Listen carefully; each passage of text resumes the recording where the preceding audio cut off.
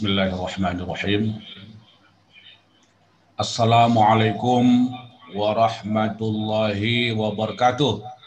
Warahmatullahi wabarakatuh. Alhamdulillah, alhamdulillahi ahad, lam yalid wa lam yulad wa lam yakul lahu kufuwan ahad. Allahumma salli ala Sayyidina Muhammad wa ala alihi wa ashabihi wa ummatihi alladhi yatamassakuna bil jihad wa yubarrighuna risalata al-i'tiqad wal iqtisad kama qala Allah Ta'ala fil Qur'anil Karim. A'udzu billahi minasy syaithanir rajim. Bismillahirrahmanirrahim. Qalu ya Syu'aibu as-salatuka ta'muruka an natruka ma ya'budu aba'una aw an naf'al fi amrina ma nasha' innaka la antal halimur rasyid. Rabbi shrah li sadri wa yassir li amri wahlul 'uqdatam min lisani yafqahu qawli. Allahumma la sahla illa ma ja'altahu sahla wa anta taj'alul hazna idza syi'ta sahla. Sahil umurana ya Allah, umur dunya wal akhirah bi rahmatika ya arhamar rahimin. Segala puji bagi Allah, Tuhan yang Maha Esa, Tuhan yang Maha Kuasa, yang tidak beranak dan tidak diperanakan, dan tiada sekutu baginya. Kemudian salawat dan salam kepada Nabi Muhammad SAW bersama para sahabatnya, umatnya, juga kepada para nabi-nabi sebelumnya yang mereka berdakwah dan berjihad di bidang akidah, i'tiqad, dan yang kedua di bidang iqtisad, yaitu di bidang ekonomi. Dua pilar ajaran Islam ini merupakan satu kesatuan yang tidak bisa dipisahkan oleh para nabi sepanjang sejarah dan dilanjutkan oleh Nabi Muhammad, dan kita juga melanjutkannya pada saat ini sebagai realisasi dari wahadhihi sunnatun muttaridatun alal anbiya'i alaihimus salatu wassalam, bahwa dakwah di bidang ekonomi ini adalah merupakan sunnah yang terus-menerus yang diajarkan oleh para nabi sepanjang sejarah dan dilanjutkan oleh Nabi Muhammad SAW, dan kita teruskan sebagai umatnya untuk mencapai kebahagiaan dunia dan akhirat. Pertama sekali yang saya hormati Ibu Direktur SNW, pelopor gerakan sektor real syariah di Indonesia, sebuah perusahaan yang lahir pada tahun 1996 yang direkturnya adalah Ibu Hajjah Nur Hayati Subakat, Ibu Hajjah Nur Hayati yang sudah hadir di forum kita ini. Kemudian segenap manajemen dari SNW atau Short Network, dan yang mulia kepada penyelenggara acara ini, tuan rumah, yaitu teman saya Bapak Haji Sugianto Panghat bersama Ibu, dan segenap para pegiat ekonomi syariah di tanah air mulai dari Sabang sampai Merauke. Insya Allah nanti acara ini bisa kita ikuti dan berjalan dengan lancar dan sukses. Nah, Bapak Ibu sekalian, saya menyediakan semacam materi ringkas untuk presentasi saya pada hari ini. Nah, sebagaimana kita maklumi bahwa sebentar lagi kita akan memasuki bulan suci yang kita nanti-nantikan, bulan suci yang agung dan mulia, yang mengandung keberkahan dan keutamaan atau keistimewaan dengan pelipat gandaan nilai pahala yang dijanjikan oleh Rasulullah Sallallahu Alaihi Wasallam. Karena itu kita tentunya merasa bergembira menyambut kedatangan bulan suci Ramadan yang mulia ini. Man fariha bidukhuli Ramadan harraballahu jasadahu ala niran. Artinya, siapa yang bergembira dengan kedatangan bulan suci Ramadan, maka Allah haramkan jasadnya masuk ke dalam api neraka jahanam. Kenapa? Karena bulan suci Ramadan ini adalah bulan yang mulia, merupakan tamu agung dan bulan yang istimewa, sebagaimana disabdakan oleh Nabi Muhammad SAW. qad ja'akum syahru Ramadan, syahrum mubarak. Telah datang kepada kamu bulan yang mulia, bulan suci Ramadan yang penuh berkah. Kataballahu alaikum siyamah, Allah mewajibkan kepada kamu di bulan itu untuk melaksanakan puasa Ramadan. Kemudian fihi tuftahu abwabul jinan wa tughlaqu abwabul jahim wa tughallu fihi syayatin. Di dalam bulan suci Ramadan itu, menurut hadis Nabi tadi, dibukakan pintu-pintu surga. Artinya pintu-pintu kebajikan seluas-luasnya untuk masuk ke dalam surga. Kemudian wa tughlaqu fihi abwabul jahim, dan ditutup atau dikunci pintu-pintu neraka.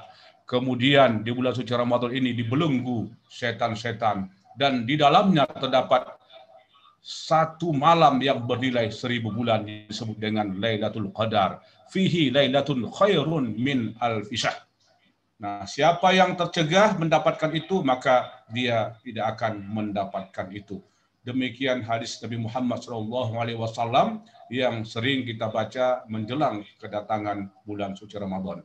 Karena itu, mari sama-sama kita menyebutnya marhaban ya Ramadan.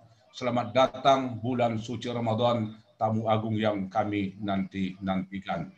Nah, Bapak Ibu sekalian, para peserta muzakarah, ya, marhaban ya Ramadan. Pada kesempatan ini saya akan membahas topik, ya, kajian, yaitu membangkitkan sektor real syariah dan industri halal dan thayyib. Di bulan suci Ramadan ini kita diperintahkan tidak saja untuk melaksanakan ibadah puasa, kemudian menjalankan ibadah-ibadah sunnah lainnya seperti tarawih dan tadarus, melainkan juga supaya kita terhindar dari seluruh perilaku yang tidak terpuji, menghindarkan diri dari mengkonsumsi produk-produk yang tidak halal dan tidak thayyib. Karena mengkonsumsi produk halal dan thayyib ini adalah perintah Allah di dalam Al-Quran yang diungkapkannya berkali-kali sebagaimana yang nanti akan kita bahas. Nah, Bapak Ibu sekalian, dalam rangka itulah kita ingin menyediakan produk-produk syariah yang sesuai dengan perintah Al-Quran dan hadis. Namun sebelumnya saya akan mengantar pertemuan kita ini. Insya Allah saya sudah share it, ya. Ini outline yang akan kita bahas dalam waktu 30 menit ke depan atau 35 menit ke depan. Bapak Ibu sekalian, data menunjukkan bahwa komposisi penduduk dunia terus bertambah, ya, secara drastis. Kalau 10 tahun yang lalu angkanya belum mencapai 1 miliar untuk sebuah negara, tapi sekarang penduduk dunia ini sudah lebih dari 6 miliar. Dan itu yang paling dominan kita lihat di sini adalah Cina atau Tiongkok. Menurut data terakhir, ya, beberapa bulan ini, penduduk Tiongkok ini hampir 1,4 miliar. Ya, kemudian yang kedua adalah India 1,3 miliar, kemudian Amerika Serikat 329 miliar, Indonesia ini 267, tapi data terakhir dari BPS beberapa hari yang lalu itu sudah menembus angka 271 juta jiwa. Jadi sudah jauh meningkat dari 135 juta jiwa yang dinyanyikan oleh Rhoma Irama belasan tahun yang lalu. Kemudian Pakistan 233 juta jiwa, Nigeria 214 dan seterusnya, ya, Brazil dan Bangladesh. Nah, dengan demikian umat Islam di dunia ini, kalau kita lihat komposisi ini, hampir 1,7 miliar, ya, 1,650 miliar. Nah, berikutnya, masyarakat yang demikian banyak itu, ekonominya banyak dikuasai oleh bukan Muslim. Ya, walaupun banyak negara-negara Muslim di dunia ini, ya, menjadi negara yang kaya sumber daya alamnya, tetapi ekonomi dunia ini berada dalam cengkraman kapitalisme, dan sosialisme. Sosialisme saya maksudkan ini adalah Cina atau Tionghoa. Kita lihat jaringan bisnis, ya, koneksinya di seluruh dunia di era revolusi industri 4.0 ini semakin menguat dengan terjadinya percepatan digitalisasi bisnis, ya, ekonomi termasuk keuangan di segala bidang kehidupan. Ini adalah loncatan ataupun kuantum yang dahsyat di era revolusi industri. Tapi lagi-lagi bagaimana posisi dan peran umat Islam di dalam memainkan fungsinya sebagai khalifah Allah di muka bumi. Nah, ini menjadi pertanyaan yang besar bagi kita dan sekaligus tantangan dan bagaimana kita bisa berperan sebagai khairul ummah di masa yang akan datang. Nah, saya masuk kepada slide yang ketiga, yaitu komposisi kekayaan, ya, komposisi kekayaan penduduk dunia. Nah, bisa kita lihat di layar ini siapa sesungguhnya yang menjadi penguasa ekonomi dunia. Nomor satu kalau di sebelah kiri ini adalah United States, yaitu Amerika Serikat dengan banyak perusahaan-perusahaannya, ada Google, ada Apple, Amazon, dan lain-lain. Kemudian ada di Asia Timur, Toyota, dan perusahaan-perusahaan lainnya yang disusul oleh Korea. Nah, lagi-lagi peran ekonomi syariah atau peran ekonomi umat di sini belum terlihat dan masih marginal. Apalagi kalau kita lihat data-data gerakan industri halal, ya, yang dibutuhkan oleh masyarakat Muslim di dunia ini. Nah, dari segi perbankan kita juga masih 2,4 triliun, ya, US dollar. Indonesia masih berada pada posisi yang ke-18 dari segi market share. Padahal kita negara keempat terbesar di dunia dan menjadi nomor 1 negara Muslim terbesar di dunia dengan penduduk lebih dari 220 juta jiwa. Nah, dari segi penguasaan ekonomi terjadi jurang kekayaan dan kemiskinan yang sangat dahsyat. Ya, ini data yang terakhir, ya.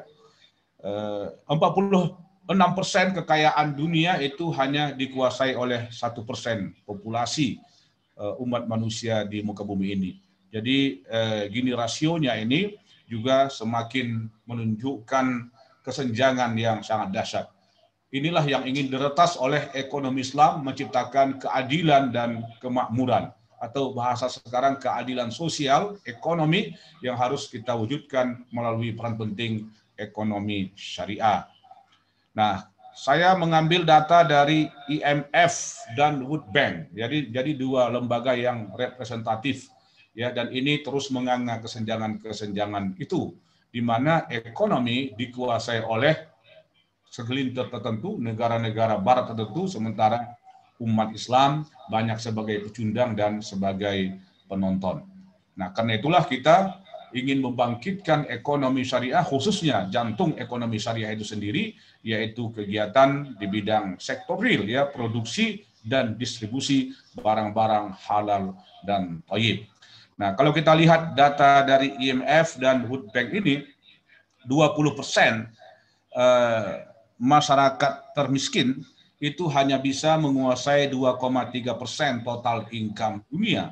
Sementara kalau kita lihat angka paling bawah, 20% orang terkaya di dunia ini bisa menguasai 70%, ya, bisa menguasai 70% total income dunia. Nah, ini secara global. Apabila kita lihat di Indonesia dan kita lihat data-data ini, kesenjangan itu makin terlihat. Disinilah nanti peran penting gerakan ekonomi syariah, UMKM, ya, untuk mewujudkan keadilan ekonomi sehingga pertumbuhan ekonomi yang dicapai dan diraih oleh Indonesia dan negara-negara Muslim ini pertumbuhan yang berkeadilan, bukan pertumbuhan yang penuh dengan kesenjangan. Nah, Bapak Ibu sekalian, kondisi-kondisi itu terus berjalan apabila kita masih berkutat dalam kondisi kita sekarang ini, tidak tersadarkan untuk bangkit membangunkan gerakan ekonomi syariah sebagaimana yang dilakukan oleh teman-teman kita dari perbankan syariah, keuangan syariah, industri halal, dan sejak tahun 90-an dimainkan perannya oleh SNW, ya, Short Network, yang memasarkan produk-produk yang halal dan thayyib. Nah, Nabi Muhammad SAW ini pernah menggambarkan ya dan meramalkan kondisi umat Islam apabila umat Islam ini cinta kepada dunia ya dan takut akan mati. Qala Nabi SAW, Nabi Muhammad SAW bersabda, "Yushiku an tada'a 'alaikumul umam kama tada'al akalatu 'alal qisa'." Qalu amin qillati fina ya Rasulullah, qala la antum katsirun walakinnakum ghusaun qawsail yuj'alul wahnu min qulubikum wa yunsau min qulubi adaikum min hubbikum dunya wa karahiyatikumul maut. Artinya yushiku antada alaikum umam, nanti sangat dikhawatirkan umat-umat atau bangsa-bangsa di muka bumi ini akan menggerogoti kamu, menggerogoti umat Islam tentunya. Kama tada'al akalatu al-qisa, sebagaimana halnya orang-orang yang berkerumun merebut makanan yang berada di meja hidangan. Jadi umat Islam menjadi santapan, umat Islam menjadi konsumen belaka dari produk-produk yang bukan muslim, dari produk-produk dari global ya. Sehingga para sahabat tercengang dan bertanya kepada Nabi Muhammad SAW, "Amil qillati fina ya Rasulullah?" Apakah lantaran umat Islam sedikit pada hari itu ya Rasul? Maka Nabi mengatakan, "Qala la," tidak. Umat Islam pada hari itu sangat banyak. "Antum katsirun walakinnakum ghusaun kausail." Kamu pada saat itu sangat banyak ya, miliaran jumlahnya. Walakinnakum ghusaun kausail, tetapi kamu seperti buih yang berada di atas lautan, tidak mempunyai daya kekuatan, tidak bersatu, tidak bergerak, tidak berjihad, dan mudah pasrah menyerahkan kekuasaan ekonomi kepada bangsa-bangsa lain.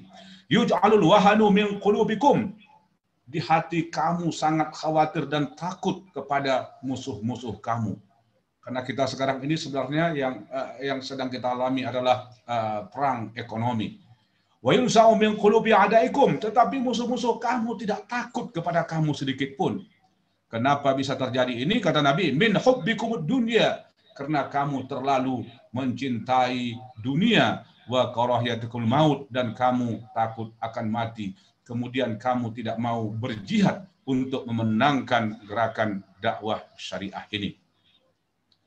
Nah, Bapak Ibu yang saya hormati, hadis ini menjadi perhatian yang utama bagi kita supaya kita saat ini bisa bangkit dan tidak seperti buih. Nah, nanti dua pembicara berikutnya akan memberikan solusi yang canggih, yang jitu, bagaimana kita bisa bangkit dan bagaimana kita mengisi tantangan COVID-19 yang masih mendera kita pada saat ini, di mana terjadi penurunan pertumbuhan ekonomi, pengangguran di mana-mana, kesenjangan secara global, secara nasional terjadi secara dahsyat sebagaimana data-data yang saya tunjukkan tadi. Nah, Bapak Ibu sekalian, selanjutnya saya akan membahas apa yang pernah dianalisa oleh para pakar, bahwa pada saat ini kita sedang mengalami peperangan, sedang menghadapi peperangan yang kita sebut dengan ghazwul mu'asirah, yaitu peperangan kontemporer, ya, peperangan masa kini yang bukan lagi dalam bentuk perang fisik seperti Perang Dunia Pertama dan Perang Dunia Kedua. Nah, peperangan yang pertama ini disebut sendiri oleh pakar terkemuka ya dari Barat, dari Amerika yang sudah sangat terkenal di kampus-kampus, yaitu Huntington. Nah, walaupun banyak mendapat kritikan, dia menyebut bahwa di masa sekarang terjadi perang peradaban ya antara Timur dan Barat. Nah, kemudian yang berikutnya adalah ghazwul iqtisad, yaitu peperangan dalam bidang ekonomi. Sekarang juga terjadi perang dagang antara Amerika Serikat dan Cina, juga perang finansial di antara mereka yang terus berlanjut. Nah, dalam peperangan ekonomi ini, ya, kita hendaknya tidak juga hanya sebagai penonton belaka, apalagi sebagai pecundang. Kita sebagai umat terbaik seharusnya menampilkan jati diri dan kebiasaan kita untuk memainkan peran di bidang ekonomi, juga di bidang keuangan. Ekonomi yang menjadi jantung dari ekonomi syariah itu adalah kegiatan sektor real dan kegiatan keuangan, kegiatan perbankan ini hanya mendukung kegiatan sektor real yang hendak kita lakukan. Nah, kemudian ada perang pemikiran atau perang ideologi yang terus-menerus dan ini cukup kental ya terjadi antara Islamisme dengan sekularisme ataupun dengan sosialisme. Tetapi yang paling kental, yang paling dahsyat adalah peperangan ideologi antara pemikiran-pemikiran syariah atau yang bersifat Islamisme dengan pemikiran-pemikiran yang sekuler.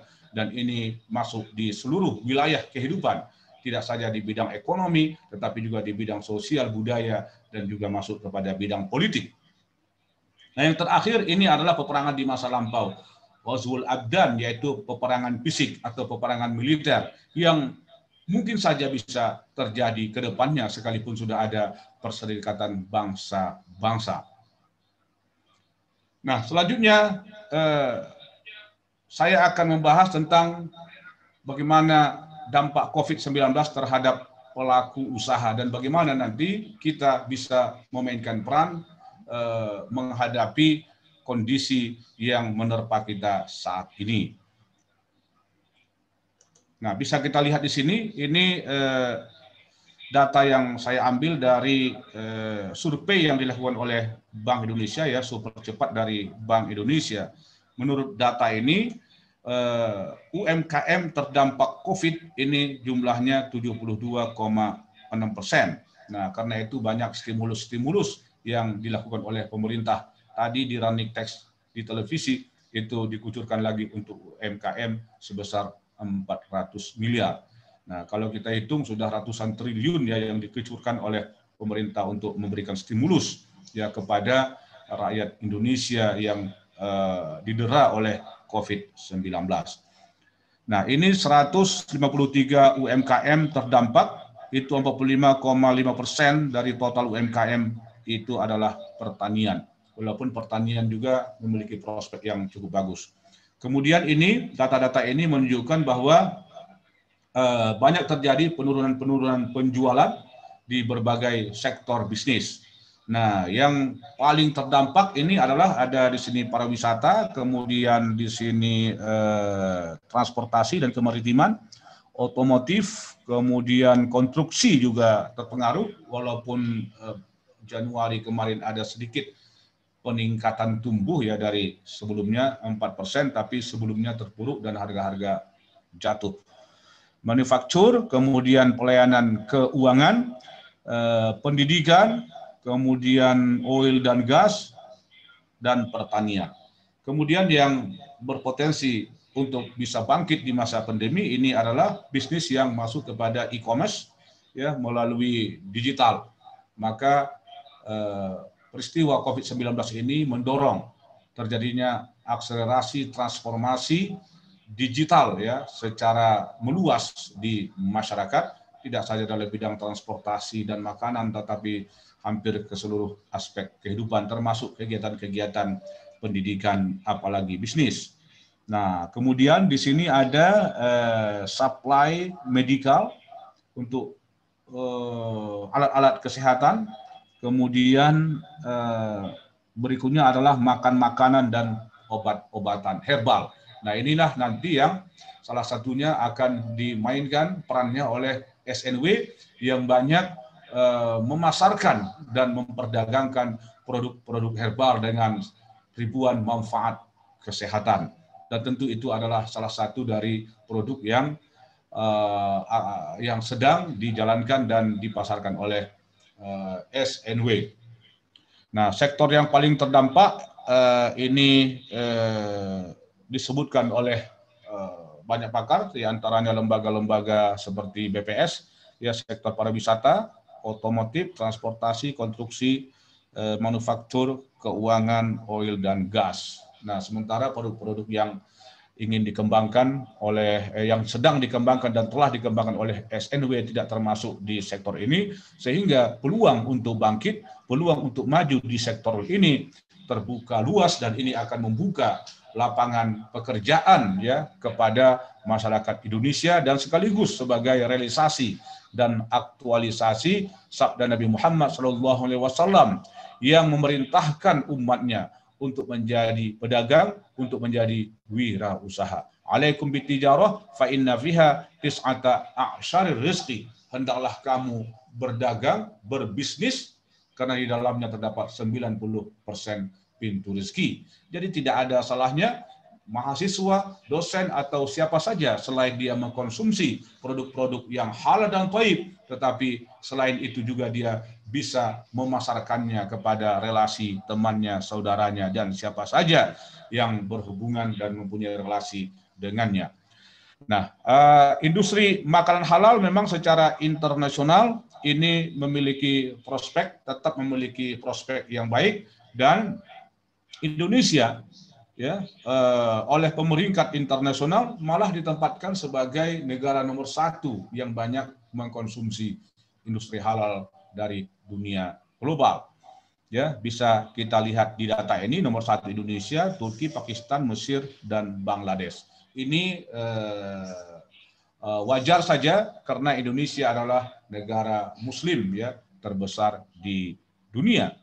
Nah, namun yang menjadi masalah adalah sejauh mana peran kaum muslimin Indonesia bisa memproduksi produk-produk yang halal dan thayyib dan bisa memasarkannya. Nah, karena kekosongan itulah ya atau kelemahan itulah, keminiman itulah makanya SNW hadir di Indonesia untuk berjuang ya menjadi negara yang tidak hanya sebagai konsumen tetapi seharusnya menjadi negara yang kuat, menjadi produsen dan distributor dari produk-produk yang halal dan thayyib. Nah, begitu juga industri farmasi ya, industri farmasi halal ya, obat-obatan dan kosmetik. Indonesia ini pasar konsumsi nomor 4, nomor 1 Turki ya, Arab Saudi, Amerika, dan Indonesia.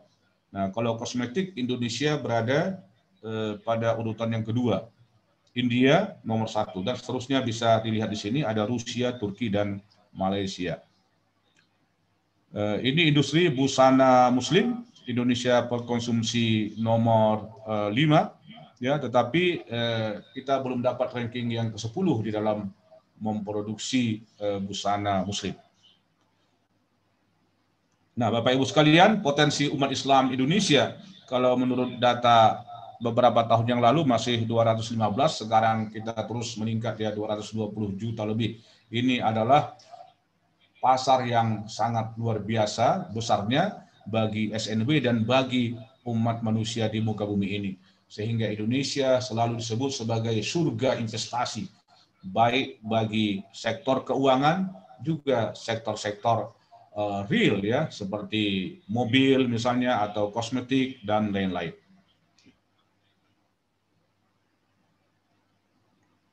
Nah, ini realitas dominasi ekonomi umat ini masih sangat kecil ya apabila kita bandingkan dengan yang konvensional ya, artinya pihak yang di luar gerakan ekonomi syariah, meskipun ada ISMI, Ikatan Saudagar Muslim Indonesia, kemudian ada Serikat Dagang Islam, tetapi perannya belum menunjukkan tanda-tanda yang positif dan menggembirakan.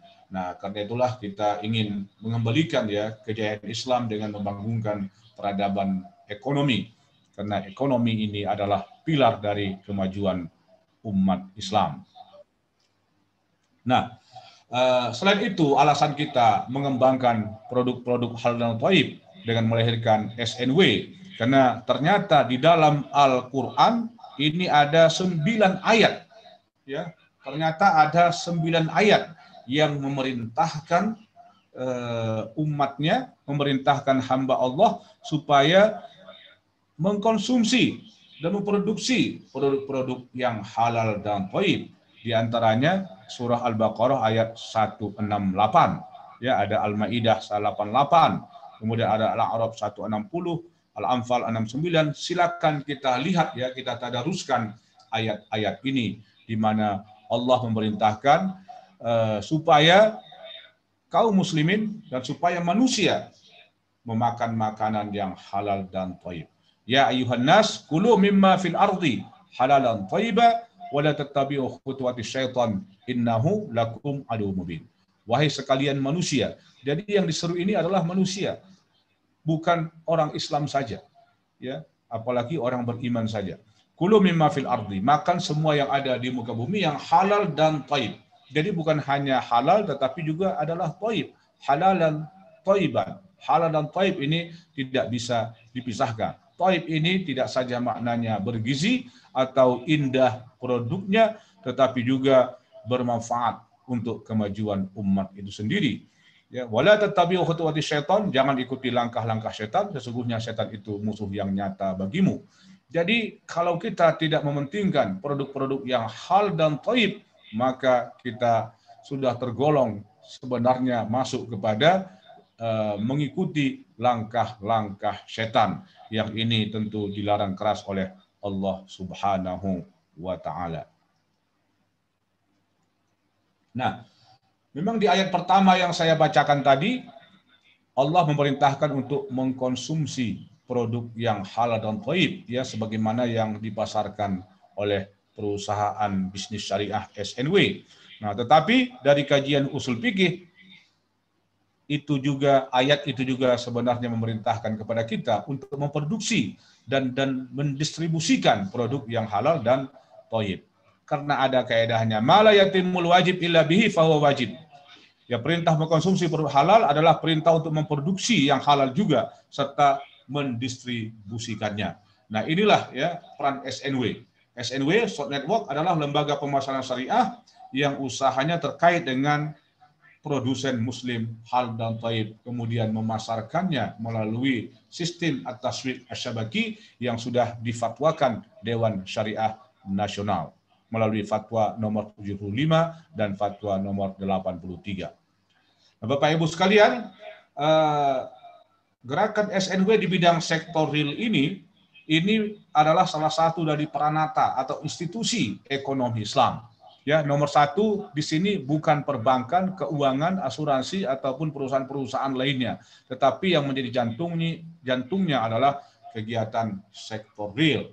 Nah, yaitu produksi dan distribusi ya produk-produk yang halal dan thayyib. Tentunya termasuk kepada industri-industri halal lainnya seperti pariwisata, hotel, fashion, farmasi, kosmetik, dan lain-lain.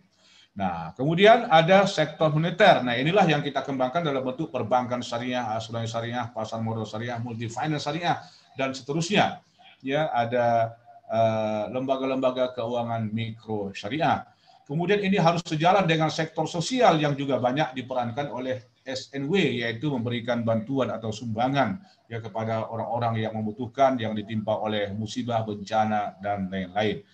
Nah, secara institusional ini lembaganya dibagi kepada dua, yaitu ada institusi wakaf dan ada institusi zakat, infak, dan sedekah. Ketiga sektor ini harus menyatu secara seimbang. Tetapi meskipun seimbang, yang menjadi garda terdepan itu adalah sektor real dan sektor keuangan hanya mengikutinya. Sehingga dapat kita katakan sektor itu adalah imam daripada ekonomi syariah dan sektor moneter itu adalah makmumnya. Nah, karena itu para ahli ekonomi Islam merumuskan bahwa uang itu adalah sektor moneter, sektor finansial, itu mengikuti kepada sektor real, dan banyaknya uang yang beredar itu harus melihat banyaknya kegiatan sektor real yang dilakukan. Ini adalah teori Ibnu Taimiyah yang banyak diungkapkannya dalam buku-bukunya, yang juga dalam ilmu ekonomi konvensional yang kita kenal dengan teori Fisher, di mana sektor keuangan itu mengikuti kepada sektor real. Nah, dengan demikian SNW telah mengambil peran sebagai imam untuk gerakan sektor real di Indonesia, bahkan di dunia. Allahu Akbar. Allahu Akbar. Allahu Akbar. Allahu Akbar. Allahu Akbar. Gerakan kita untuk ekonomi sektor real yang memfokuskan di produk halal dan thayyib, kemudian tentunya pasti adalah produk dalam negeri. Ya, hari ini dan kemarin juga kita melihat di media televisi banyak para pejabat-pejabat yang mengusung semboyan bangga menggunakan produk sendiri. Ya, nah bagi kita Muslim tidak saja produk sendiri dalam negeri yang kita banggakan, tetapi adalah produk gerakan ekonomi Islam itu sendiri yang muncul dari diri kita sendiri, bukan muncul dari negara-negara lain atau gerakan-gerakan non umat yang lain. Nah, dan ini adalah sebagai bagian penting daripada perintah Allah Subhanahu wa taala supaya kita berislam secara holistik, berislam secara menyeluruh, atau berislam secara kafah, tidak saja di dalam perkawinan atau di dalam acara ibadah, tetapi juga adalah di dalam kegiatan muamalah. Jadi muamalah dan ibadah menyatu secara seimbang, dan itu harus kita masuki secara kafah. Ya ayyuhalladzina amanu udkhulu fis-silmi kafah wa la tattabi'u khutuwati syaitan innahu lakum aduwwun mubin. Wahai orang yang beriman, masuklah kamu ke dalam Islam secara kafah, jangan kamu ikuti langkah-langkah setan, sesungguhnya setan itu musuh yang nyata bagimu. Jadi ayat-ayat tentang halal dan thayyib tadi itu juga mengingatkan supaya kita jangan mengikuti langkah-langkah setan. Nah, memasuki Islam secara kafah juga banyak godaan-godaannya, sehingga kita tidak mau mengamalkan muamalat, tidak mau mengamalkan gerakan ekonomi syariah yang halal dan thayyib, malah mendukung gerakan-gerakan asing yang itu bisa membawa aspek dan dampak negatif kepada kebudayaan dan peradaban kaum muslimin di muka bumi ini. Nah, berikutnya kita ingin mengembangkan SNW ini sebagai bagian daripada ekosistem ekonomi dan keuangan syariah, ya, baik secara global dan terutama secara nasional. Nah, di sebelah kiri ini adalah bagian dari gerakan keuangan syariah, ya, ada perbankan, asuransi dan lain-lain. Kemudian juga ada social finance. Nah, ini adalah semacam master plan atau cetak biru yang dirumuskan oleh KNKS, ya, KNEKS, Komite Nasional Ekonomi dan Keuangan Syariah, dan juga sejalan yang dikembangkan oleh Bank Indonesia, oleh OJK, oleh Menteri Keuangan, Ikatan Ahli Ekonomi Islam, dan Masyarakat Ekonomi Syariah. Nah, selain dari gerakan ekonomi keuangan ini, ada gerakan sosial, nah, gerakan industri halal. SNW masuk di dalam gerakan industri halal sektor real, ya, yang memasarkan produk-produk yang halal dan thayyib, dan ini nantinya insya Allah akan dibentangkan dan dipaparkan oleh Ibu Hajjah Nur Hayati dan Bapak Sugianto Pangar. Jadi intinya adalah kita ingin membangun ekosistem, ya, ekonomi dan keuangan syariah secara integral di Indonesia ini untuk maju bersama, membangun peradaban baru, yaitu peradaban syariah yang adil dan maslahah. Nah, kita juga mengembangkan ekonomi syariah sektor ini merupakan bagian dari penjawentahan atau realisasi dari ajaran-ajaran Al-Quran yang banyak membicarakan tentang perdagangan. Nah, di dalam Al-Quran sebagaimana yang dihitung oleh banyak ulama, diantaranya oleh Profesor Dr. Mustaq Ahmad, dalam bukunya Etika Bisnis dalam Al-Quran, dia menjelaskan di dalam Al-Quran ini terdapat 370 kali terminologi perdagangan itu, bisnis itu diulang-ulang. Ini untuk menunjukkan betapa masalah perdagangan ini penting kita bicarakan, penting kita jalankan, dan penting kita kuasai. Jadi bukan hanya mengkaji, tetapi bagaimana nanti setelah ini kita banyak action, dan action. Nah, inilah yang kita harapkan nantinya, ya, setelah kita melakukan penyambutan bulan suci Ramadan, yaitu mentadaruskan Al-Quran. Ternyata dalam Al-Quran cukup banyak ayat-ayat yang terkait dengan persoalan bisnis, ya. Persoalan bisnis tentunya di sini adalah bisnis yang berkaitan dengan sektor real. Kalau kita bandingkan dengan puasa sebagaimana yang difirmankan Allah di dalam surah Al-Baqarah ayat 183, ya ayyuhallazina amanu kutiba alaikumusiyam kama kutiba alal ladzina min qablikum la'allakum tattaqun. Itu baru satu ayat. Kata-kata puasa lainnya menurut perhitungan ahli tafsir hanya disebut secara total dalam Al-Qur'an sebanyak 9 kali. Sementara ayat tentang bisnis, ya, disebut juga di dalam buku The Commercial Theological Time in the Quran ya, karangan C.C. Torrey sama dengan Mustaq Ahmad tadi, perdagangan dalam Al-Quran disebut sebanyak 370 kali. Karena itulah maka persoalan ini penting ya diperankan oleh kaum muslimin melalui gerakan-gerakan ekonomi syariah sektor real seperti yang sudah ditunjukkan secara nyata actionnya oleh SNW ya sebagai perusahaan yang membanggakan di Indonesia. Nah, hal ini perlu memang kita lakukan karena di dalam Al-Quran juga ya disebutkan dan diajarkan bahwa masalah ekonomi yang saya sebut tadi amwal atau masalah keuangan dan harta ini adalah menjadi pilar dari keberadaan kehidupan itu. Amwalakum allati ja'alallahu lakum qiyama. Nah, ini potongan ayatnya secara lengkap adalah wala tu'tu sufaha amwalakum allati ja'alallahu lakum qiyama. Harta yang dijadikan Allah bagi kamu sebagai tiang. Jadi harta ini sebagai tiang. Makanya dia masuk kepada 5 pilar dari maqasid syariah, yaitu hifzuddin, memelihara agama, hifzul akal, memelihara akal, kemudian memelihara jiwa, kemudian memelihara keturunan, dan memelihara harta. Jadi ini tidak bisa tidak, ini adalah bagian daripada maqasid syariah yang penting di dalam ajaran agama Islam. Nah, karena itulah makanya kita berperan dalam mengembangkan SNW ini ya secara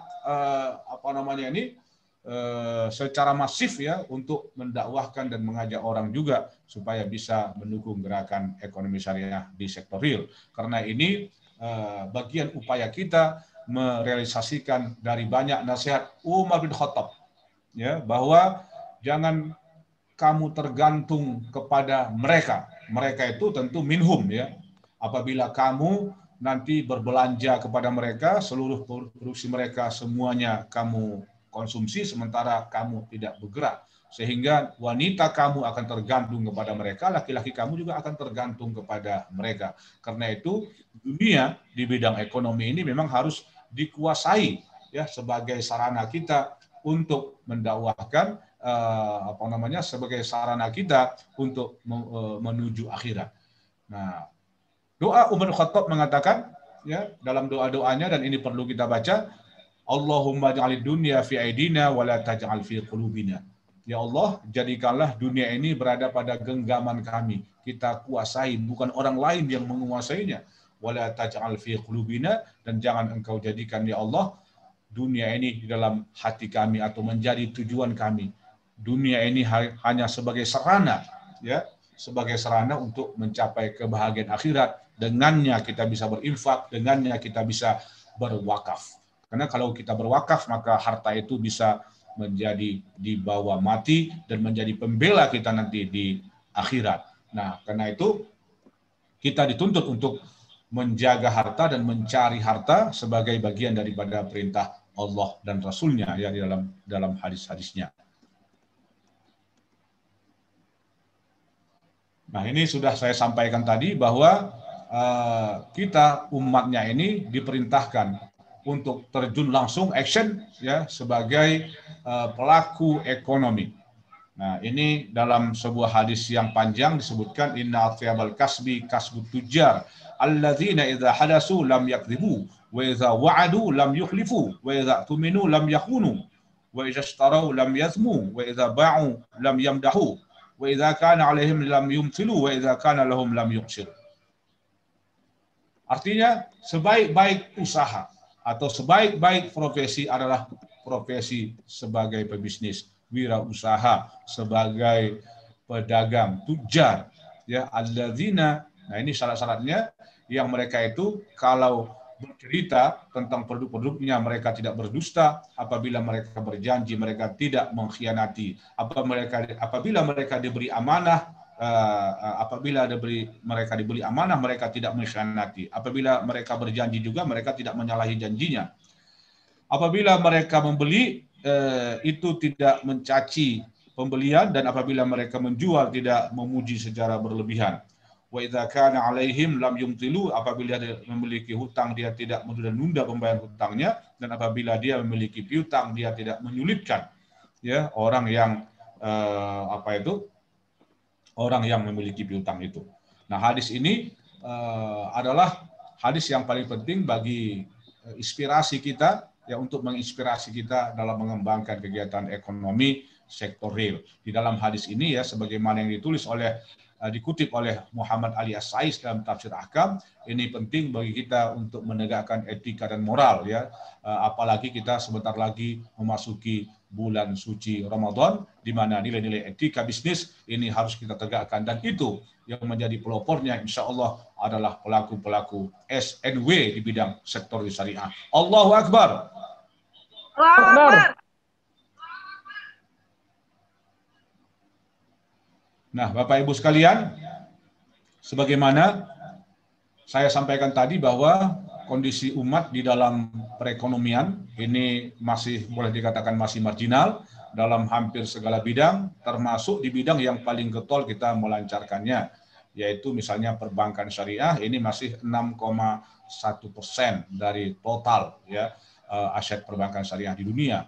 Kalau asuransi itu sekitar 4%, jadi belum mencapai 5%. Begitu juga multi-finance. Multi-finance ini adalah lembaga-lembaga yang menyediakan pembiayaan motor dan mobil atau alat berat. Ini juga belum mencapai 4%. Nah, hal yang sama juga tentu terjadi di dunia sektor real. Nah, tetapi di sektor ini memang sangat langka ada perusahaan-perusahaan yang bergerak di bidang sektor real yang mengusung, ya, gerakan-gerakan nyata dalam bentuk produksi dan distribusi produk-produk halal dan thayyib. Alhamdulillah kita bersyukur, ya, dengan kehadiran SNW sebagai perintis dan pelopor gerakan produk-produk halal dan thayyib ini sudah membantu memberikan solusi, ya, atas segala persoalan tadi, kondisi ekonomi umat dan keharusan kita untuk memasuki Islam secara kafah. Nah, ini ada sejumlah ayat yang memberikan inspirasi. Meskipun kita kecil, tetapi apabila kita memiliki kesabaran dan keimanan, maka insya Allah suatu saat kita akan meraih kemenangan itu dan merebut kembali status kita sebagai khairul ummah yang amar ma'ruf dan nahi mungkar, menegakkan syariah di bidang ekonomi dan memprioritaskan produk yang halal dan thayyib. Ada dua ayat yang kita kutip, haridil mu'minina al-qital, iyakum minkum ashruna sabiruna yaghlibu mi'atain wa iyakum minkum mi'ah yaghlibu alfan minal ladzina kafaru bi annahum qaumun la yafqahun. Nah, ayat ini kalau kita terjemahkan, kobarkanlah kepada orang-orang beriman, ya, untuk berperang. Tadi kita salah satunya adalah perang ekonomi, walaupun ada perang peradaban dan ideologi. Nah, jika kaum muslimin ada 20 yang sabar dan beriman, kuncinya adalah sabar dalam masalah harga, dalam masalah tantangan-tantangan yang kita hadapi, tetapi kita sabar dan beriman, yakin akan kemenangan ada di tangan kita, maka insya Allah 20 orang yang beriman dan sabar itu akan bisa mengalahkan 200, ya, orang-orang rival kita dalam bisnis dan dalam dakwah ekonomi ini. Kalau ada misalnya di sini disebutkan 100, maka bisa mengalahkan 1000. Artinya 1:10 asalkan kita memiliki kesabaran dan keimanan. Inilah yang menjadi landasan kuat mengapa Islam bisa jaya selama berabad-abad di muka bumi ini dan bisa mengalahkan pasukan kaum kafir sebagaimana yang diungkap Allah dalam surah Al-Anfal ayat 65 ini. Dan ini juga kembali terulang, ya, di masa Umar bin Khattab ketika beliau menaklukkan Persia, menguasai tanah Sawat sampai ke negeri Syam, bahkan menguasai Palestina, itu berada di tangan Umar bin Khattab. Kemudian juga bukan saja itu, sampai ke Mesir, ya, di bawah kepemimpinan Gubernur Amr bin As. Tetapi itu terjadi di masa Umar bin Khattab sebagai khalifah. Nah, para ahli sejarah selalu mengutip ayat ini, ya, kam min fi'atin qalilatin ghalabat fi'atan katsiratan biiznillah. Berapa banyak terjadi kelompok yang sedikit, ya, kelompok yang qalil, atau disebut juga oleh Nabi ghuraba, itu bisa mengalahkan kelompok yang banyak dengan izin Allah. Maka kita seharusnya dan selalu memohon pertolongan kepada Allah Subhanahu wa taala, disertai tentunya dengan sikap sabar, kemudian dengan penuh keimanan dan ketakwaan kepada Allah Subhanahu wa taala. Insya Allah nanti SNW ini akan bisa sukses dan kita bisa menjadi umat yang terbaik, bisa menjalankan amar ma'ruf dan nahi mungkar, tetapi kuncinya adalah keimanan kepada Allah Subhanahu wa taala. Itulah firman Allah dalam surah Al-Imran ayat 110. Kuntum khaira ummatin ukhrijat linnas ta'muruna bil ma'ruf wa tanhauna 'anil munkar wa tu'minuna billah. Kamu adalah umat yang terbaik yang dilahirkan untuk umat manusia. Tetapi dengan syarat tadi kamu harus beriman dan sabar. Kemudian ta'muruna bil ma'ruf wa tanhauna 'anil munkar, kamu menyuruh kebaikan-kebaikan. Tinggalkan segala perbuatan-perbuatan yang dilarang Allah, baik dalam bidang sosial, termasuk dan terutama dalam bidang ekonomi. Tinggalkan riba, zalim, maisir, gharar, dan segala macam perbuatan-perbuatan yang tercela lainnya. Kemudian ta'hauna 'anil munkar, dan kalian mencegah dari kemungkaran, menggerakkan ekonomi syariah, menghadirkan lembaga-lembaga ekonomi syariah, menghadirkan peranata-peranata seperti SNW. Ini adalah bagian daripada amar ma'ruf dan nahi mungkar. Artinya kita tidak saja berkata, tetapi kita juga beraction ya untuk mewujudkan amar ma'ruf nahi mungkar tersebut. Nah, Bapak Ibu sekalian, saya kira demikian yang bisa saya sampaikan dalam rangka penyambutan bulan suci Ramadan yang sebentar lagi akan kita masuki. Mudah-mudahan kita diberi kekuatan, diberi inayah dan hidayah oleh Allah untuk memasuki dan mengisi likur-likur Ramadan ini dengan amal penuh berkah, dan jangan lupa memperbanyak amal zikir dan menggunakan produk-produk yang halal dan thayyib yang dikembangkan oleh gerakan sejati dari ekonomi syariah, yaitu SNW atau Short Network. Demikian saja, terima kasih. Wabillahi taufiq wal hidayah, wallahul muwafiq ila aqwamit thariq. Nasrum minallah wa fathun qarib. Wa basyiril mu'minin. Wassalamualaikum warahmatullahi wabarakatuh.